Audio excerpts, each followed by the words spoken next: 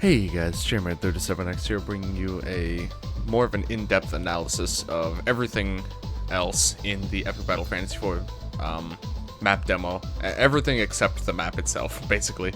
If you're interested in checking out me going through the whole map and finding all the secrets and stuff, go ahead and check the description. There'll be a link to that video, as well as in the end slate of this video. But we cleared everything out, and this time we're going to be taking a look at everything else. So, first off, I'm just gonna say I went ahead and bought out all the equipment, and I bought one of everything, just because, like, they have them in here, but I just kind of want to have everything in my inventory, so I bought one of everything here. And we're gonna go ahead and just kind of go through all of the, everything else there is to look at here. So we're gonna go ahead and start with this bottom bar here. This, of course, is the, your party reorganization, thing. Just like in the last game, you can only have 3 active party members, but so to use now we have 2 in the backup. You can move him around, of course, with this one, so we can go ahead and put no legs in the front, and then it actually does change his little icon. He's so cute. He does have feet though, which is a little bit confusing, but we're not going to get into that in this video. And there's a few other things you can click on here. It's actually very convenient. So also you'll notice there's no player icons. Matt said a lot of the assets are kind of missing right now, but what the heck? Strange. So apparently if you click on their player icon, it actually takes you to their skill page. If you click on their name here, it takes you to their stat page. If you click on the HP, it takes you to the healing area. And if you click on their equipment, it takes you to the equipment page. So it's actually a very convenient kind of like all-in-one like multi-purpose menu here. It's pretty nice, and obviously you can use to reorganize the party too. So moving on, we have items. A lot of this stuff is pretty standard, you know, as far as like what it means from other games in the series, but I just kind of want to go through it all in detail. So first we have food. I'm going to be showing off all this stuff, because there's a lot of different things around here, and I talked about some of it in the battle demo video I did, which I will also link in the description and in the end slate, I think. Well, maybe not in the end slate, but anyway.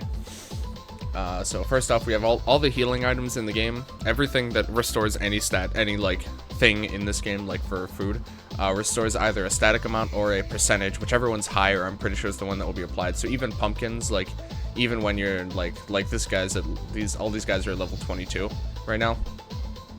So obviously 300 HP is nothing, but it'll actually do 20%, which is still a pretty decent amount of HP considering, you know, what comparing it to 300.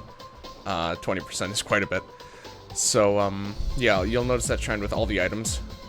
These are all the individual healing items. Dragon Fruit's the best one. Heals a lot, as you can see there. 80% or 10,000, so that's pretty good. Then we have the items that heal everyone. So we got raspberries, blueberries, and cloudberries. I'm not sure what cloudberries are, but they heal quite a bit, so, you know, that's good. Of course, classic garlics. Then we have banana, which heals debuffs, which I don't think we've ever had an item in the past that's done this. It might have been lumped with garlic. I don't remember. I don't think so. I don't think there's ever an item that did this before, so that's kind of nice.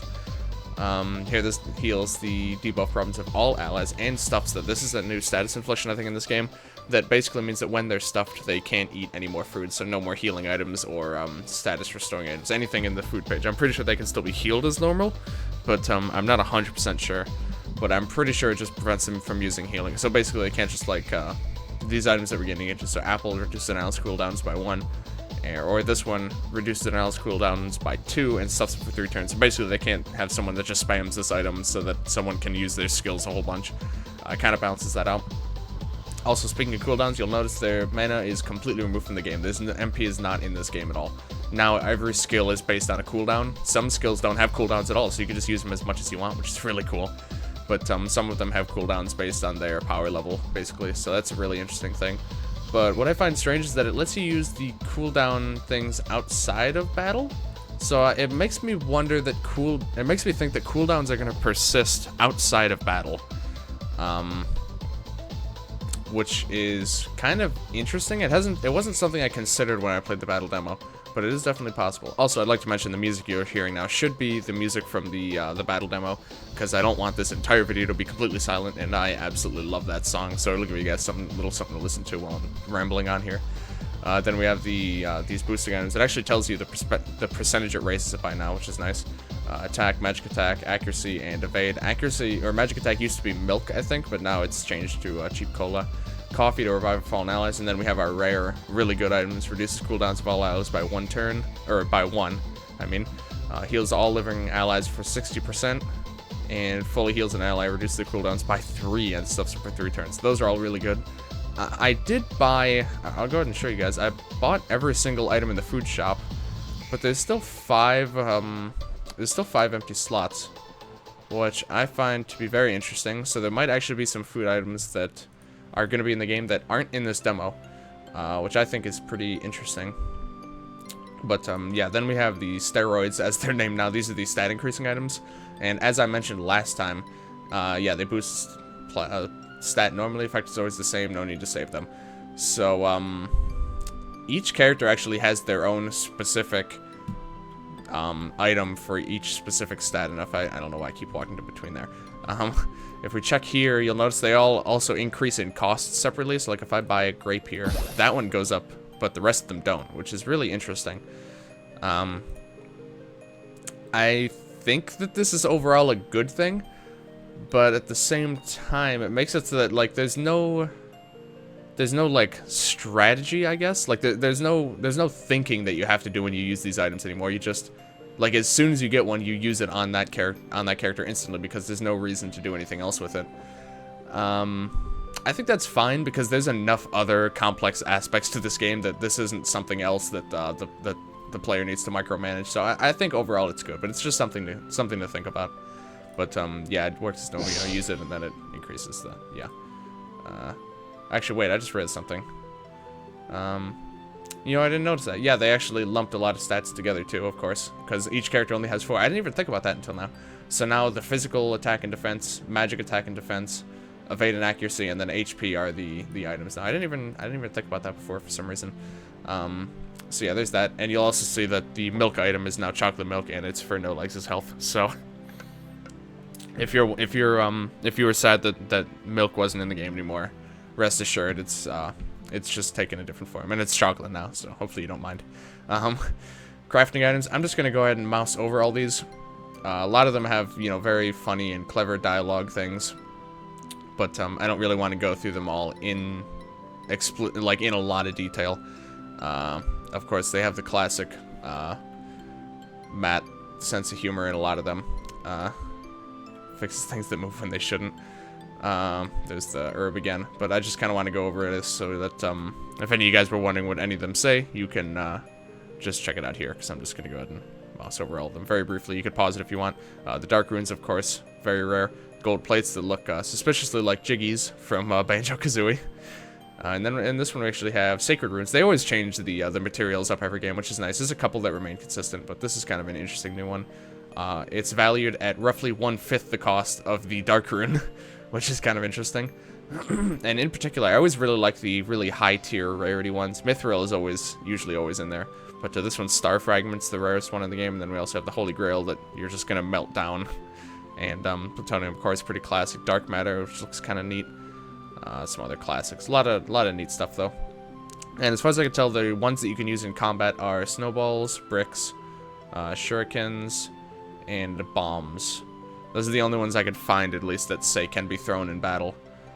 So yeah, there's all that. And then these are the key items that we know of so far. Most likely all of these are going to end up in the final game, but some of them, as you can see, like these 6, we can't find. I haven't found at least any purpose for.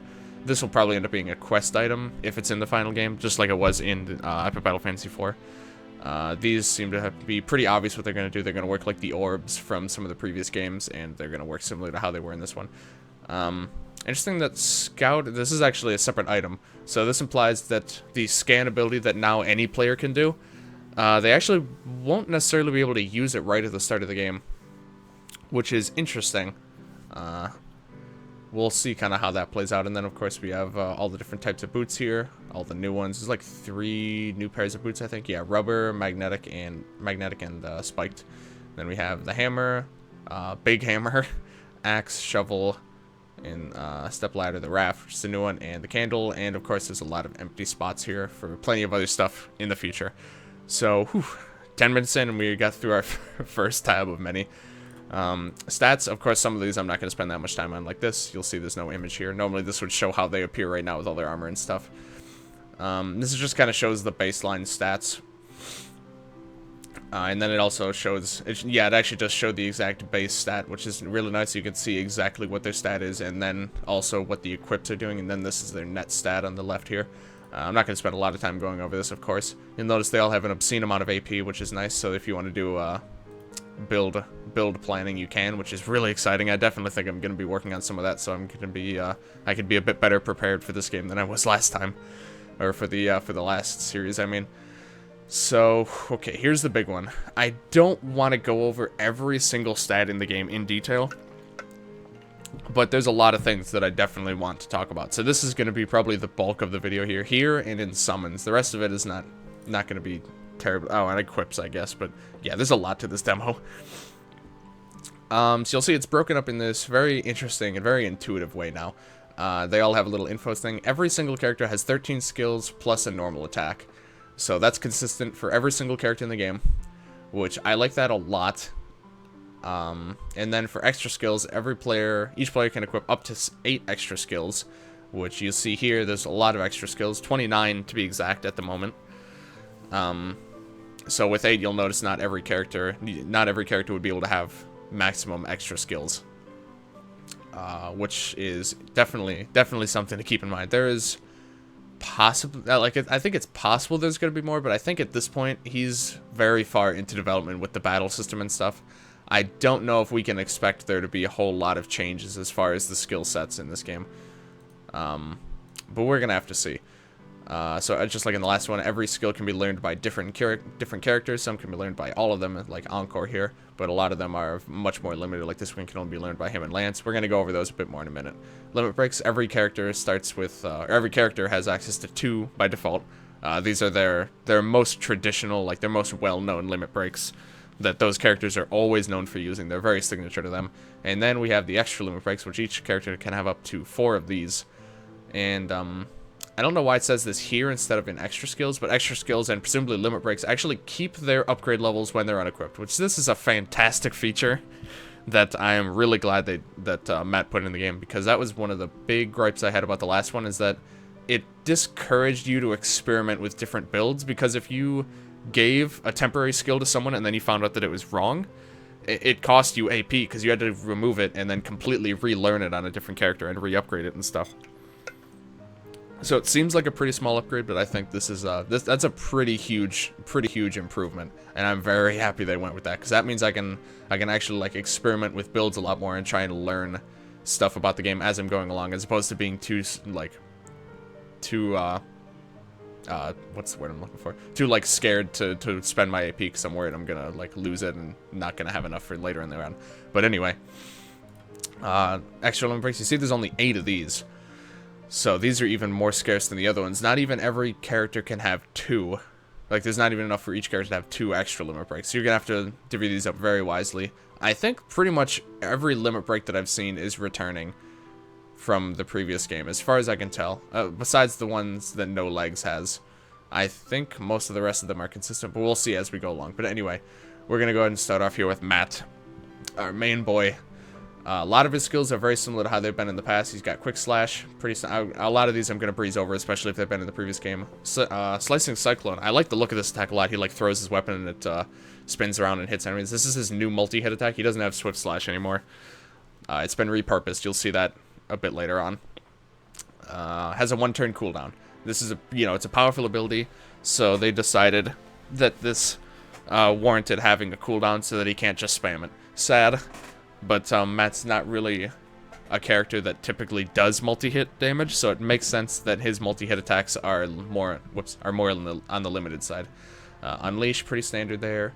Revenge, Legend. There's probably a lot of like minor changes to these, but again, I don't want to dwell. I would be here. This video could be like 2 hours long if I talked about everything in depth. I don't want to make it that long. Steal item. This is kind of a neat one. Steals a random item from a target. Better items can be stolen when the skill is leveled up. Low accuracy, though. We'll go ahead and take a look at what happens if you go to the level up screen here. Pretty standard, just shows you all the stuff. Power increases, so presumably that just means that it has a higher chance of stealing better stuff. We're going to go ahead and do a little bit of upgrading here just so we have the AP. I'm not going to go and upgrade every single stat or every single ability. But unless that's something you guys, if you want me to do like a separate video where I just have everything maxed out, I would be okay to do that in a little bit in the future, if that's something you guys were interested in. But yeah, I was just kind of showing off the different animations and stuff. But not most of the status item or status moves have been moved to extra skills. Even a lot that used to be signature to certain characters, but Temper is one that actually avoided that. So this is a mat exclusive ability, just like it's always been. If you were wondering, buffs attack, gives him brave, 1 turn cooldown though, so something to keep in mind. Light blade. Of course, his basic attack, Geyser, is now a standard attack for Matt, which is pretty interesting. As far as I'm aware, that I'm like 100% sure that was an extra skill in Epic Battle Fantasy 4, but it is now a main part of his kit. Magma and Tundra, they've changed the aesthetics of this, but this is just his basic fire attack. He can inflict dry now though, which is a new status infliction. Nettle, and then of course his normal attack. Something else to notice about a lot of these things is that there's, you know, with only 13 skills, you'll think, well, what about all the different upgrade versions? Well, now they're actually lumped into one. So look, if I go to, he's kind of a bad character to show this with, I think. We'll try it. So we'll go and upgrade Magma. You see, basically upgrading now completely takes the place of, because in the previous games you would always get an ability, and it was a prerequisite to the later one, so you can't just skip it. But then eventually this ability would be completely outclassed by a better ability, and he took that out completely from the game, which I think is a really good choice because it streamlines the menus in battle, and it also simplifies everything. It's just a really good change all around. But we'll get to, actually, we'll do extra skills and stuff at the end. So let's actually move on to Nat here, because I actually can show this off better here. So oh, she actually has level 2 of all of her basic elemental abilities, which is interesting. So here this shows it very well. So you can see Fire is actually being upgraded into Fireball. So this very clearly shows, because how Fire and Fireball were separate skills in the previous game, here they are combined. And if we keep going here, you'll notice then it upgrades to Firestorm.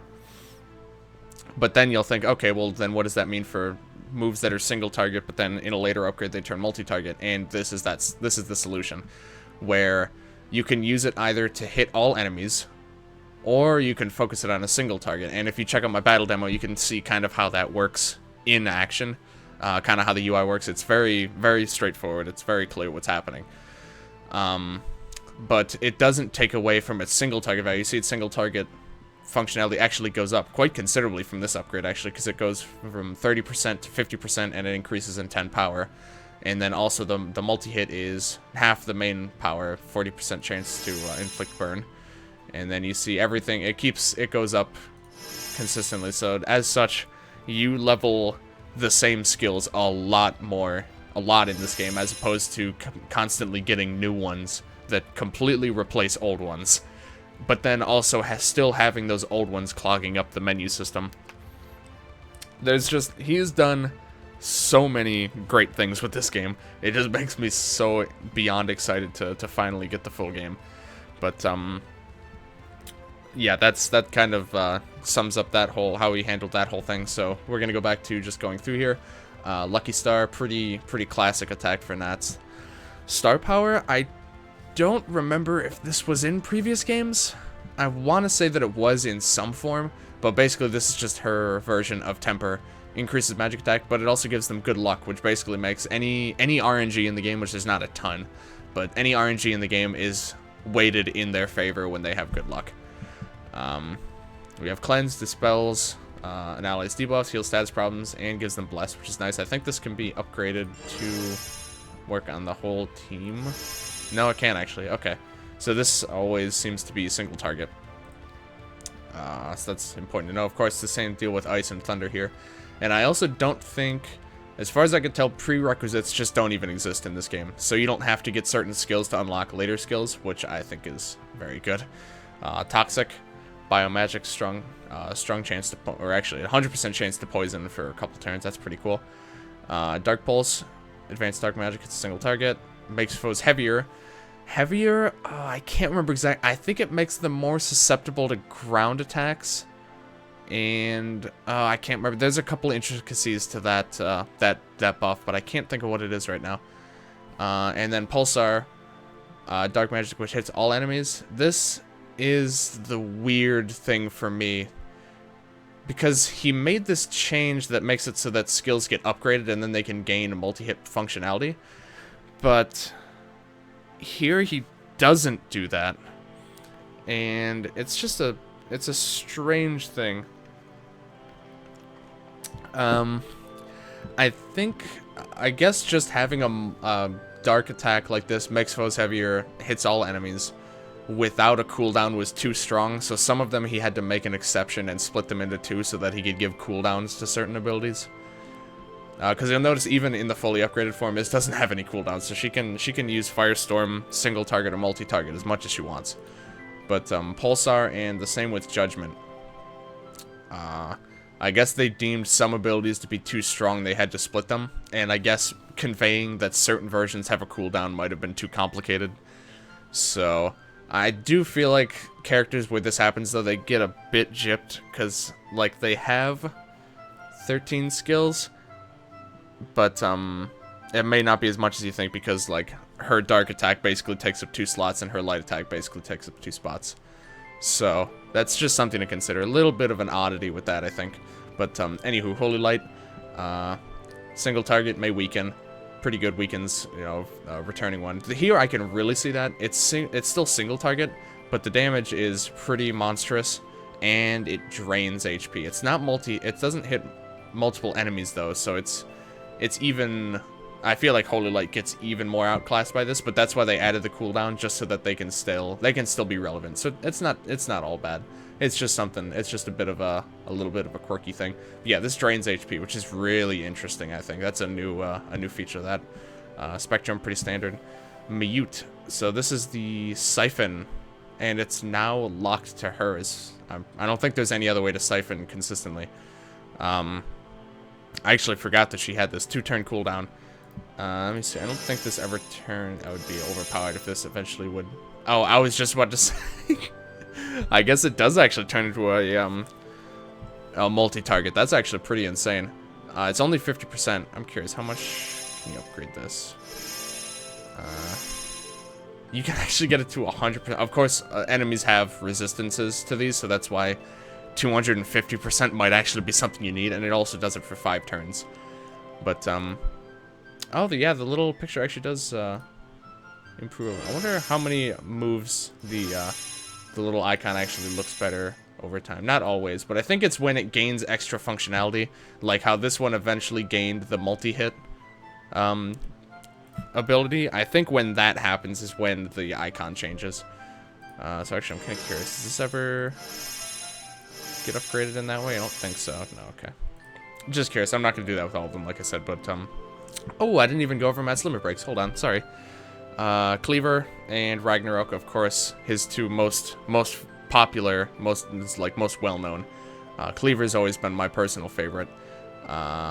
Just massive damage, switches to new enemies if they kill, high accuracy, non-elemental, and buffs the attack power of all allies and gives them brave. That's pretty cool. It's just like a full team version of Temper, but also does a bunch of neutral damage to the whole enemy team. So that's very solid. Nats, of course, has... I forgot. They actually renamed it to 7th Heaven. It's not Kiyun anymore. I have no idea why they changed that. Maybe he just didn't want the... Because I know for a while, he's been slowly changing the names of things, because I think Lightblade used to be like Seiken or something. It was like S-E-I-K-E-N or something. And he's been changing the names, a lot of those, just regular English. Maybe just to make it a bit more, I don't know, English. I'm honestly not sure. But anywho, 7th Heaven heals all allies, status problems, buffs attack, buffs all their stats, works on backup allies. So that's really cool. You'll notice a lot that buffs actually work, like full team buffs work on backup allies now, which I think is fantastic. So you can actually buff people when, you know, so that when they come into the battle, they're actually battle ready. Like if you're playing epic mode, that's going to help a lot, I think. And it also gives lovable to Nat, which basically means that she can't be targeted by single target attacks from the enemy. So she can only get hit by things that like hit the whole team or hit random targets or something like that. So that's pretty cool. And then of course Genesis, massive holy damage, revives or auto revives all allies. Very solid here. That's one that I've used a lot in the past, just to revive or help keep alive my teammates. So very solid one there. Moving on. Next we have Lance, of course, here. Snipe, double shot and unload. A lot of his classics here. Snipe actually has a 1-turn cooldown, which is interesting, I think, at least. Whereas, because especially when double shot doesn't. Oh, I guess it has more power and it's more accurate. Okay. This just hits more. Oh, it hits a new foe if target's killed. I actually don't remember if that was the case before, but I know unload definitely did that. 5-turn cooldown on this one because this is a very strong attack, of course. Plasma shot, flame shot, dark shot. He's got his classic series of attacks here. We're gonna go ahead and do some upgrading here so that I can show you that he also gets this functionality. See, you upgrade it to plasma wave, although interestingly enough, this actually overwrites the single targeting functionality on this one for a time at least. Also, I noticed this. Yes, his like elemental abilities actually all have a cooldown too, so he's a bit different in that way. So you keep upgrading it, and that's once you get it to level 5, that's when it regains its ability to single target. So for a short time, he actually isn't able to target single enemies, which is kind of weird. I feel like this should just, like, he can hit all targets or the single target just like normal, and then once this happens, the single target gets replaced by this stronger one. At least that's what I think would be a little bit more sensical. I feel like if you could see, this ability gets absolutely ridiculous. I don't remember it getting this strong in the previous games, so I can definitely see why they slapped a 1-turn cooldown on some of his on all of these attacks. And all, of course, those two are all like this. You'll notice also that the Big Bomb and the MOAB have now been split into 2 attacks, which, you know, something else that you want to consider is that his bomb attack is now 2 attacks, but the bomb one is magical damage. That's interesting. I thought that was physical before. Okay. I guess his physical attacks are now machine gun, and I guess that's pretty much just that then. I haven't actually investigated a lot of this super in-depth yet, so a lot of this is still new to me, even, to be honest. So we're gonna go ahead and upgrade Big Bomb a little bit, and you'll see eventually it gains the ability to use the airstrike. So it's not random anymore. I am a really big fan of that, because in the past, a lot of this attack's usefulness was based around getting the MOAB missile, but now it's all 3 of them are completely separate and completely dependable, which is really cool, and of course it's also very strong. Armor Crush, pretty standard. Machine Guns, another pretty classic one, 1-turn cooldown. I know he has a lot of abilities with cooldowns, so I feel like playing him is going to be a little bit on the tricky side. Hyper Beam doesn't, but it takes 2 turns to use, so actually, yeah, I think his only non-cooldown ability is actually Double Shot, and, you know, again, Hyper Beam. That's kind of interesting. We're going to go ahead and upgrade Moab just a little bit. I'm just curious. I don't think it ever gains any other functionality. Yeah, okay. Yeah, mass bomb damage. Takes a long time to recharge. May stagger. Yeah, 180 for an entire enemy-wide attack is pretty insane. Because you see, even her multi-hit attack only does 80. And this is 180 plus its bomb, which is, you know, very useful and pretty hard to come by a lot of the times. So, 10-turn cooldown, maybe a little much, but it's understandable. Poison gas, also magic. A little bit odd of there, I think, at least. And then Hyper Beam, and then of course his limit breaks. Oblivion. This really couldn't be anyone else, because he literally just takes his own tank and he destroys it. So yeah, destroys Lance's tank. So this really couldn't have gone to anyone else. Just straight up explosion. I think it might have just been in the 3rd game, but it actually it was like part earth, part explosion. It was weird. Now it's just explosion. I don't think that's been the case for a while. And then of course Nuke does damage to all enemies and burns everyone on the field, and it replaces the current weather with radiation, which I actually didn't notice that until now, and I don't know what radiation weather actually does, but that's kind of interesting. Yes, I think that just about covers him. Next we have Ana. She actually has had quite a few modifications to her skill list here. Piercing shot, of course, pretty simple. Arrow Rain, only a 1-turn cooldown, so that's pretty nice. Combo Shot, 1-turn cooldown, it's a solid attack. Those are all standard. Bow Whack is kind of her version of like Unleash or Spectrum or like Armor Crush, like those types of abilities that are basically just like basic attacks that are based on the weapon. But this also can cause an enemy to consider surrendering, which that I believe makes it so that if they get that status, they will run away from battle on their next action. Which running away is kind of it seems like it's going to be a pretty important part of the game. But yeah, so okay, she also learns Leaf Blade. It's a new attack, I think, completely. It's just a leaf attack. It's Vines is now an extra skill, so she gets Leaf Blade. Or it might have been before. No, I think that was her ability. Log, of course, this can probably be upgraded. This eventually will get upgraded to Lumber. Yep, where it gets just oh, it hits multiple times. Okay, so that's where the big change comes from there. And I don't think it ever gains any other functionality. Yeah, okay. Gust. This will this is physical. Interesting. Makes foes lighter. Whatever that does, I don't remember right now. It upgrades to Whirlwind. Doesn't really change it a whole lot. But eventually it's going to go to... There we go. It's going to go to Hurricane, which can be multi-hit or single hit. And that, I think, is going to stay true. Yeah. Okay, so here are arrows. She doesn't have the one... She has a different Holy Arrow attack now that doesn't steal debuffs. Or it doesn't steal buffs from the enemies, which is good because it also stole debuffs. And it was really weird to use. So now it's just a regular old Holy attack may weaken. Do they actually... Oh no, they do. Some of them do still have different amounts of power based on what they do, I guess. So this one may stun, 70 power. Aqua Arrow may wet. That's a pretty weak status infliction, so they gave it 80 power to balance it out. And then Frost Arrow, which freezing is pretty powerful, so they gave it a 50 power to kind of just like balance it out. And they also gave her Nitro Arrow, so someone else actually... I think she's now actually the only other character that naturally learns an explosive ability, if I'm not mistaken. So yeah, she has Nitro Arrow now. May Dispel. That's actually pretty strong, so that's why it only has 60 power. And I just want to see... I don't think... Oh, I'm actually wrong. I forgot about that. Yeah, so each of her arrow abilities actually, you can make it so that one is fired for each foe and they hit random targets, or you can continue it as just a single target attack. So basically, it turns it into a unique type of multi-target attack where it's random, but it's one for each enemy, and it's overall the damage output is a lot better. But the problem is you don't know where all the damage is gonna go. But basically, like, if you use this version against the boss, it's just gonna be awful, actually, because I forgot.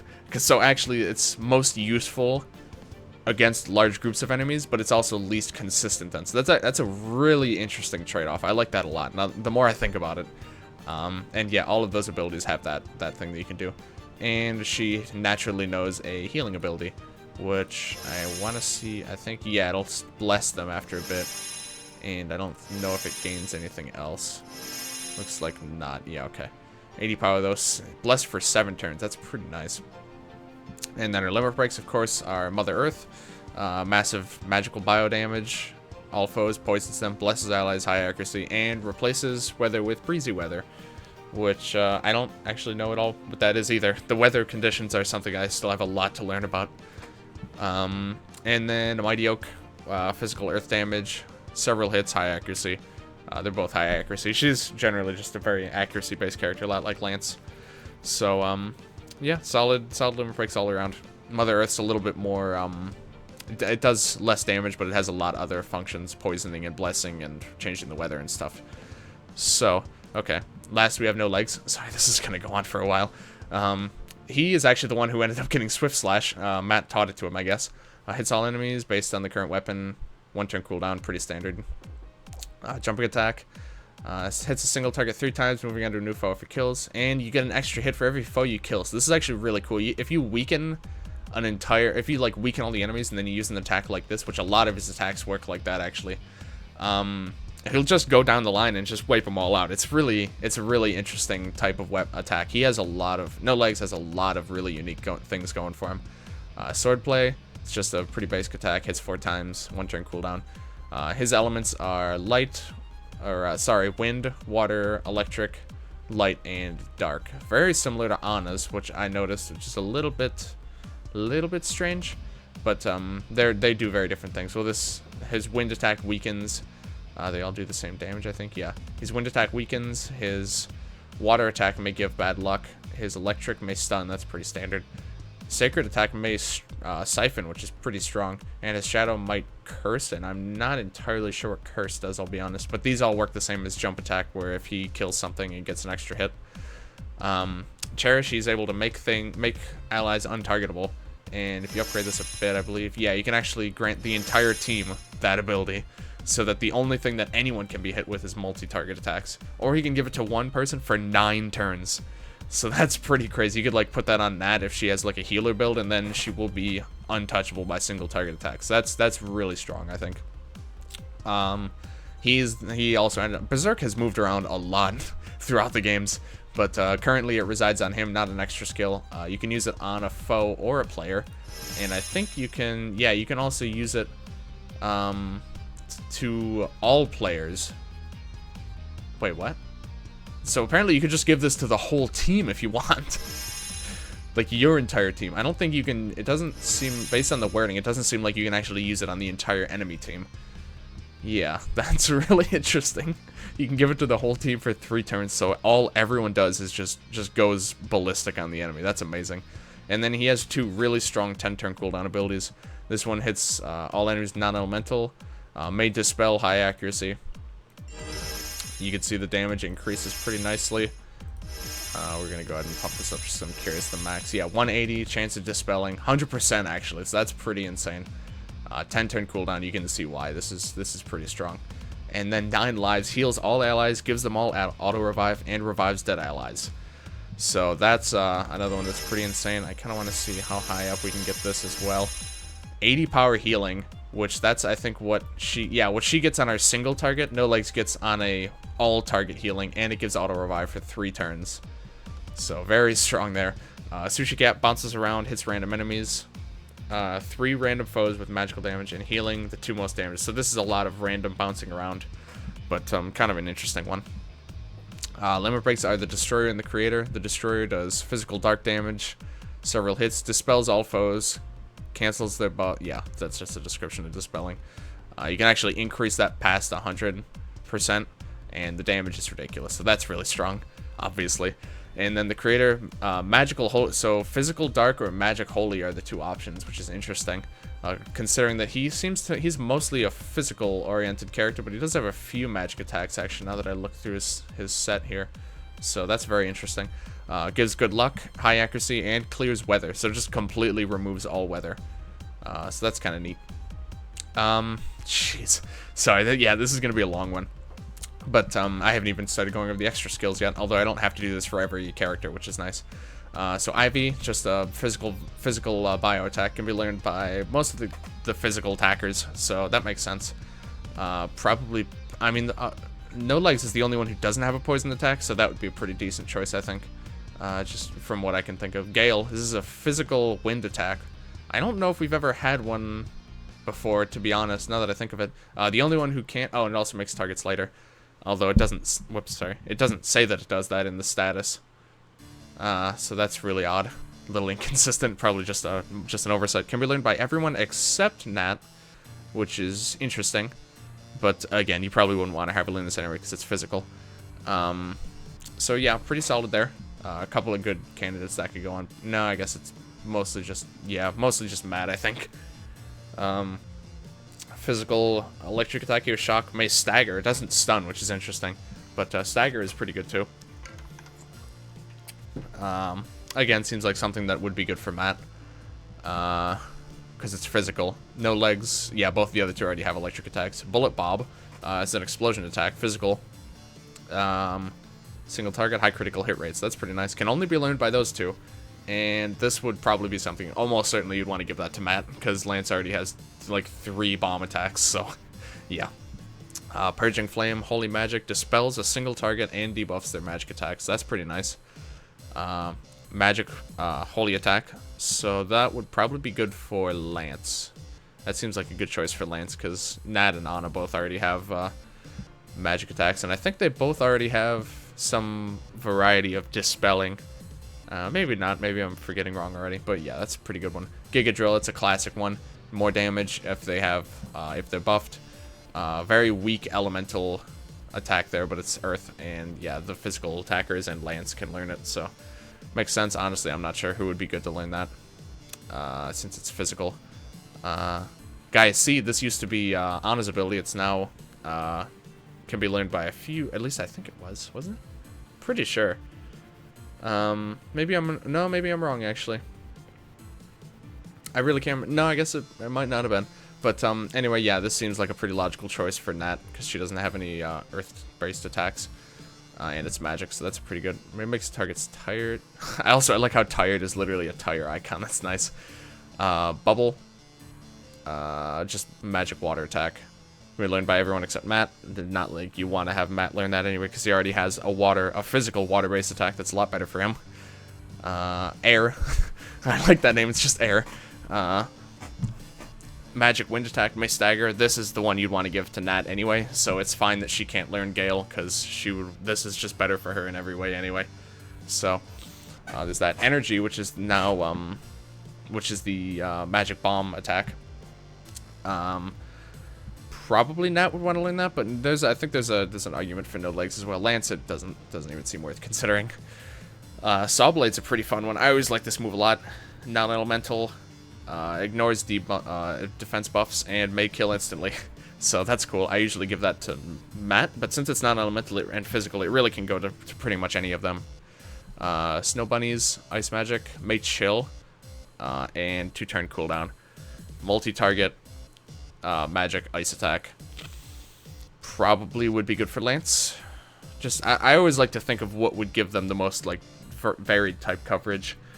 Seems like a decent choice. Fire Spin, may burn, may debuff defense, 1-turn cooldown.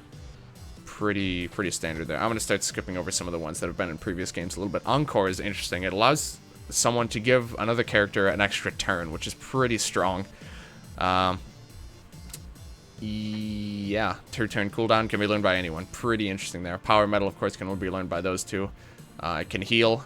I've always liked Power Metal a lot. Screamer, pretty standard there. Here's where a lot of the buffs have, like a lot of the full team buffs and full enemy team debuffs for like defensive stats. Heavenly Shield buffs defense and magic defense on a single character. Protect, Barrier, and Reflex. Reflex used to be on a specific ability. They all have 5-turn cooldowns, so you have to really think before you use these. You can't just use them whenever you want like you could in the previous game just to make sure that you're ready. You have to plan these out very well. It's going to be tricky to think about who will want to have all these abilities. And then also you can debuff your opponent's defense and magic defense. Dispel, of course, all foes. And it could be used on allies to cancel their debuffs. That's actually interesting. I didn't realize that, but also 5-turn cooldown. Something else you really want to think about. Here's Bind to debuff Evade. Flare to debuff Accuracy. Heal. This, I think, is really interesting. Matt can learn to heal now. Everyone except Lance. I actually would have loved the idea of having a like heavily support-based Lance. But, sadly, it's not going to happen. So, I don't know if it would... Because it's... Oh, I guess it's not based on magic anymore. It doesn't even seem to have a type. So actually, you could theoretically give this to anyone, I guess. So, that's really interesting. And then Revive is a separate thing. Matt can't learn Revive, which I don't understand why he can learn Heal, to be honest. That's really interesting. Yeah. That's only 2-turn cooldown on this. That's not too bad. And then Purify to heal common status problems. It doesn't work on neutral ones, though. Okay, now for the limit breaks. God. We have all these have been in previous games. Just gonna go over them briefly. High chance of instant killing doesn't work well on bosses. Ion Cannon can now be... I think this used to be Lance specific. At least at the very beginning it was, but not... This auto charges Lance's Hyper Beam. It really just makes sense to give this to Lance. This really just seems like a Lance ability. Because the fact that it charges Hyper Beam is actually pretty nice. Supernova. Just fire damage, all foes and allies, burns everyone. It's a lot like Nuke, so you probably wouldn't want to give that to Lance, because it's very similar to Nuke. Absolute Zero. This reduces all active cooldowns by a turn, so that's actually really cool. I'm assuming that only works for the current for the user. So, but that's actually a very, very strong effect. So this actually is a very, very powerful limit break now, I think. So that's going to be an important one. Tsunami may kill instantly, which is cool. High accuracy, makes sense. Almost everyone can learn that one. Black hole makes everyone heavy and kills the user. Wait, what? I didn't remember that happening. Holy cow. That's interesting. I actually did not know that was the case. Wow, that's fascinating. Death metal. Doesn't have to be the same person who learned power metal, which is cool. So that's a pretty nice one. Heals, of course, does all the things you'd expect it to. And then Rapture, which is... everyone can learn it, but it's magic-based, so you wouldn't want to give this to Matt. So but it's basically as if Matt can't learn it. I don't see any way that Matt learning that could be useful. Okay. So that's all the skills. Jeez, I'm going to put timestamps in the description of this video to skip around if you guys want to go to certain parts, because this is going to be over an hour, I think, as it is. Jeez, sorry about that. Okay, but I don't want to rush around, because there's still a lot to go over. So, we have summons, which, we're just going to go over them kind of based on categories. So the attack, this is obviously not all the summons in the game. You can kind of, you put them into here, you can have quite a lot of summons, 18 different summons. To choose from. You capture them by using capture on enemies that are weakened and have status inflictions. It works better. Yeah, you can capture pretty much anything except, I think, bosses, but even that, to be honest, I'm not sure about. So for attacking ones, a lot of pretty basic ones here. I'm not going to talk about these a whole lot unless I see something interesting. This gives Brave to everyone in backup, which is cool. May stagger and debuff defense, that's cool. This one gives morale status to all allies, including backups. And then this one may kill instantly, which is cool. So those are the ones with single target attacks. Next, the ones that hit everyone. Inflicts a few status inflictions. Sets up nice. That's interesting that they actually tell you that it sets up. I guess it's just a little description of the wet status. Bigger pudding. Magic earth damage makes everyone heavy. Ooh, you can get Zap Dog. That's nice. Deafening thunder, which may stagger. Hits all foes with a D20, dealing very random magical fart. That's actually really interesting. I didn't notice that. Wow, that's... okay. That's neat. Burn Fallen replaces current weather with sandstorms. That's kind of neat. Buffs and heals. This is where it starts to get a bit interesting. So you can invert the buff of all allies. Or you can invert the buffs of a single foe. A single ally or foe. So these are really neat. I like those a lot. Gives good luck. Actually, last time I looked at Skeleton Hand, the status actually said bad luck, but here it says good luck, which is what it's supposed to. So that's weird. I know for a fact the first time I saw this, when I was checking this out off camera, it showed the icon for bad luck. Treak Loop gives moral to all allies, including backups. Gives regen, including the backup. Slime Bunny, of course, always a really solid summon there. Drown Fallen gracefully dispels the debuffs of all active allies. Huh. That's actually really cool. He doesn't even do damage, but he does the debuffing, so that's nice. Gives Blessed. Barrier Spell, which buffs the men. Oh, that's really nice. That's really cool, actually. Jabs for the Dark Attack gives Brave status to all allies. That's really powerful, too. Holy cow. Blessed status to everyone, so that's really nice. Debuffs, of course, inverts the buffs of one foe or of all enemies, and then also the Steel Wraith, which may stagger and debuff defense. And then here's just some miscellaneous ones. This is where it gets really interesting. Gives Confused status to all active allies for many turns, basically initiating auto battle. So as far as I can tell, this basically means that they either just randomly attack things, but then it would be like Berserk. So I have to assume that this might just use random skills on random enemies. That's really interesting, and it's on allies too, so that's just fascinating. I'm really curious to see how that works. Metal gives heavy status, protecting them. Okay, so heavy protects from wind, but I think makes you weak to ground, and then vice versa with feeling lighter, I believe. Here's some really interesting buffs that I hadn't seen before. gives invisible status to all allies, so they're completely immune to physical damage, but they're extra weak to magic. So if you know the type of stuff that the enemy's going to be dishing out, the Demon Mirror and conversely the Angel Mirror, which does the opposite, gives enchanted status. If you know exactly what you're dealing with from an enemy, you can basically use these to be untouchable. However, that also makes me believe that probably most strong enemies in the game are going to have a good mix of physical and magic attacks, just to make it so these two aren't overpowered. Fire Sprite changes the weather. Bone Bat gives virus to all allies. I don't know what virus is. That sounds just like a bad thing. But it's a virus, so it might be able to spread it to enemies or something. I don't know, it's a weird one.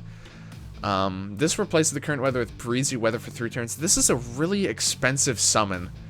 So I have to assume that breezy weather is really, really significant in whatever it does. I have no idea what it does. But that means that, I think Anna's... Yeah, the fact that Mother Earth inflicts or activates breezy weather for 3 turns, I feel like that might be more significant than it seems, just based on this summon alone. Because that's one of the most expensive summons accessible to us right now. So that's kind of interesting. Okay, and for the last major section, we have equips. I'm not going to spend a lot of time in the actual equips menu, just because actually the forge menu shows off this stuff better.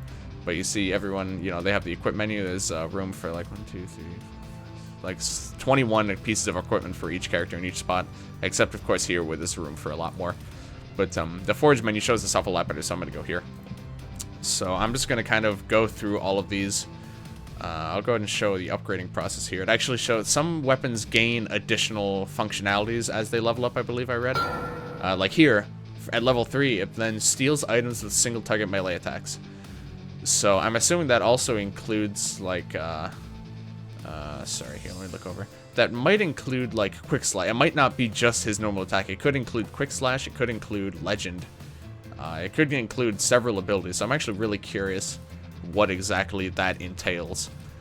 But yeah, a lot of weapons are going to be gaining extra functionalities and extra new things that they do when they level up. So that's definitely something that you'll want to keep an eye out for. You don't really know exactly what you're going to get from a weapon until you start upgrading it. And I think that's a really cool thing. So I'm just going to kind of go through all these. You guys can take a little look. We're going to upgrade some of these just to see. May unleash space distortion while attacking. I don't even know what that means.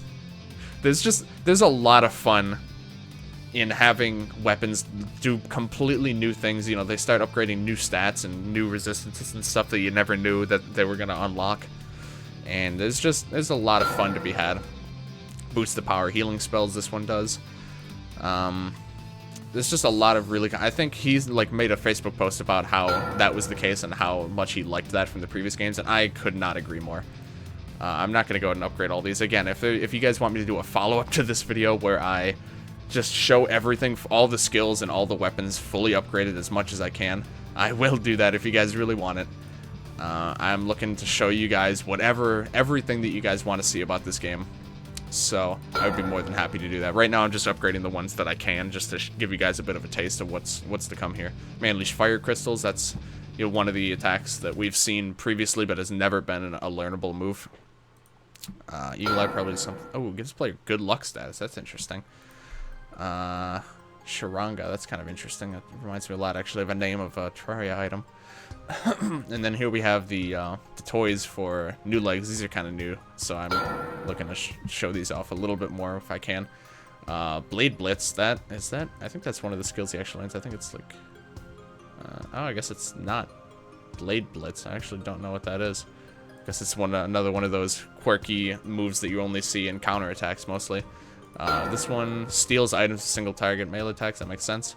I actually lost the ability to upgrade that. I'm gonna buy a belt buckle quick just to see. Go ahead and put those up. I just want to see because I was looking forward to seeing that one because it's a cool looking weapon. Oh, it actually doesn't gain any new effects. Look at that. Not yet, at least. Okay, so there's all the weapons. Now we'll go ahead and look through the hats quickly. So the wizard hat, I kind of want to... I'm not going to go ahead and upgrade all these, but...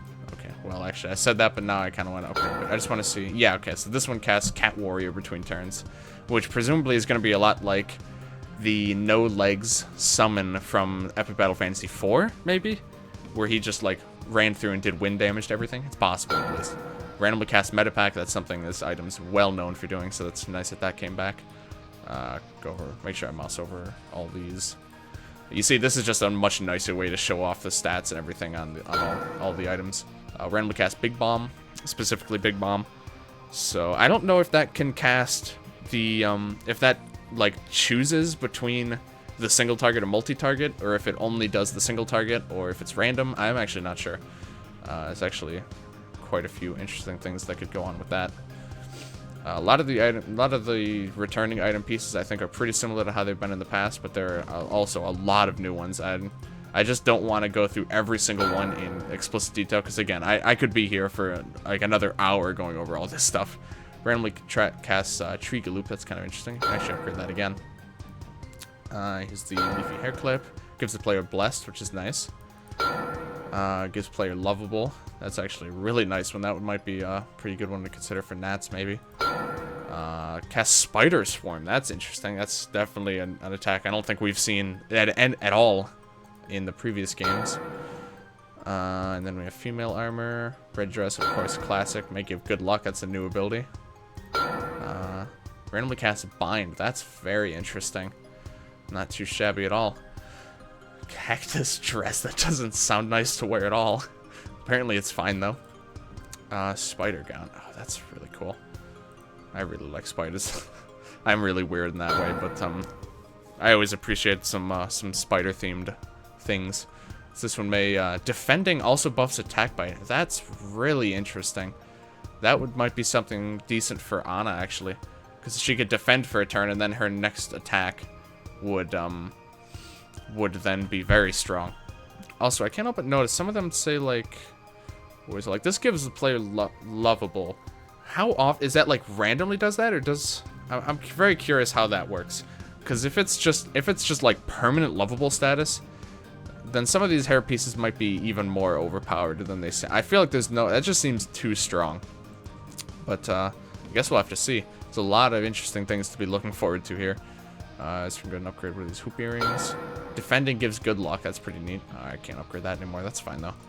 Again, I'm not looking to spend a ton of time here. I'm already gonna be close to an hour in this video. So, yeah, that's actually no. I don't think I clicked on all these. Let me just go ahead and do that. This is all of the stuff that I was able to find in this demo. I don't know if there's any more. I don't think so. I've been pretty thorough, but I very well still might have missed something. Map is not in the game. It's pretty expected, I would say. Info, quests, of course, this is just your quest log. Bestiary, there's not a whole lot, as you can see. There's a few enemies. We'll go ahead and go over them just because it's worth checking them out. So, chocolate slime here. Probably better out not tasting it. Low % chance to drop coffee. Sometimes drops earth balls, which explains why you probably don't want to eat it, because I don't think it's actually made of chocolate. It seems to be made of dirt. So... Yeah, apparently it's actually really weak to instant death, which is interesting. So if you have anything that inflicts instant death, these things are probably just gonna die very easily. Resistant to earth, or like heals from earth, immune to wind, and then weak to those three. Pretty simple. You can use next tier, but you can only go to the ones that they've decided to let you see. So you can't just go mousing through the whole thing. Sadly. Water slime, pretty straightforward here. Weak to electric, ice, and bomb, which is kind of interesting. It seems like maybe just slimes in general might just all be weak to instant death. Yeah, it seems to be the case, actually. Slime mouse, you actually dropped some really nice items. Wow. Electric or slime mouse is pretty nice. Totally not a Pokemon of any sort. Pretty much standard what you'd expect here for weaknesses. Big chocolate slime, obviously, almost identical to the main one. Can weigh you down with the heavy debuff. Always drops some earth balls and coffee, and a small percent chance to drop cake, which is pretty nice.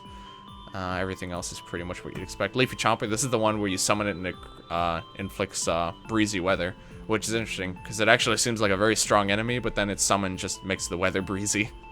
Likes to chomp humans and steal HP, which is interesting. Poison is, of course, its main dealio. Interesting weaknesses. A weak to earth and wind. Those two in particular strike me as a little bit interesting. Very resistant to insta-kill. And drops some pretty nice stuff, though. Well, I guess not really. Mostly just the emerald. The rest of the stuff seems pretty common. I would expect Leaf Wraith. That's kind of interesting. Weak to Holy, of course, Wind and Fire. Immune to pretty much stuff you'd expect a Wraith to be immune to. Likes to harass players who are not resistant to bio attacks.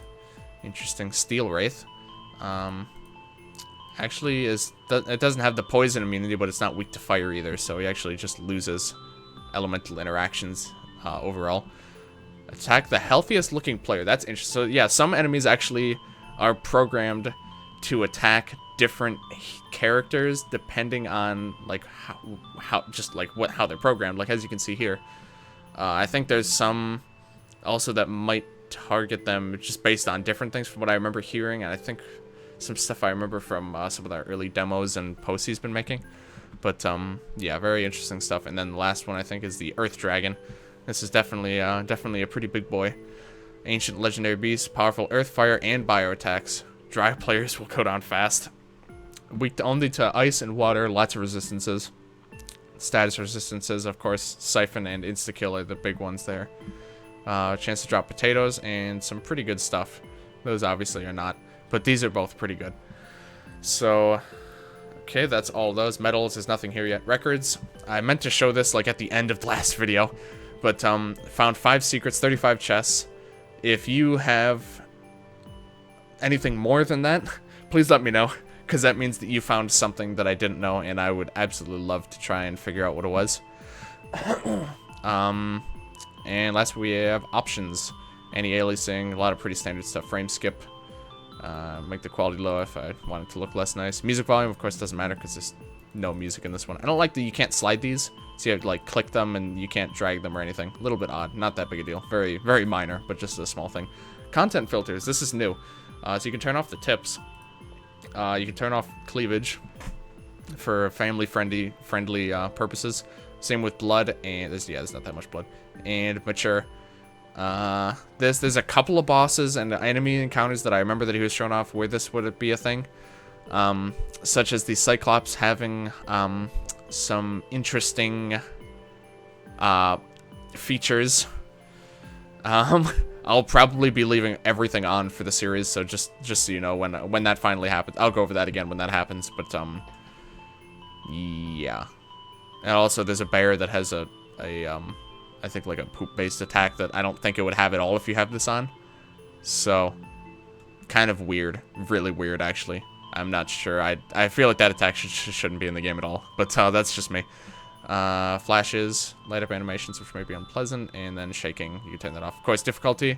No, I don't remember, but oh yeah, it's just saying how hard and epic. Yeah, okay. 0 is, I don't remember if that was in the game. I feel like it might have been.